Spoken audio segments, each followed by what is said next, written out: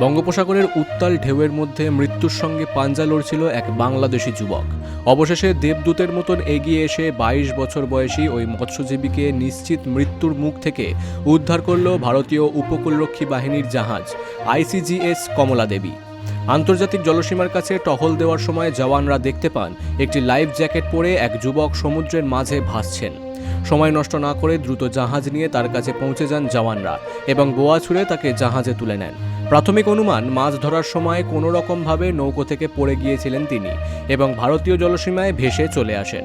উদ্ধারের পর যুবকের শুশ্রূষা করে তাকে সুস্থ করে তোলা হয়। এরপর আইনি জটিলতা বা গ্রেফতারের পথে না গিয়ে মানবিকতার খাতিরে তাকে পুনরায় বাংলাদেশে ফিরিয়ে দেয় ভারতীয় উপকূলরক্ষী বাহিনী। এই উদ্ধারের ভিডিওটি সমাজ মাধ্যমে প্রকাশিত হতেই বাহিনীর সাহসিকতা ও মহানুভবতা প্রশংসিত হচ্ছে। দুই প্রতিবেশী দেশের বন্ধুত্বপূর্ণ সম্পর্ক ও মানবিকতার খাতিরে এই পদক্ষেপ এক উজ্জ্বল দৃষ্টান্ত হয়ে থাকবে। Bureau report, big news Bangla.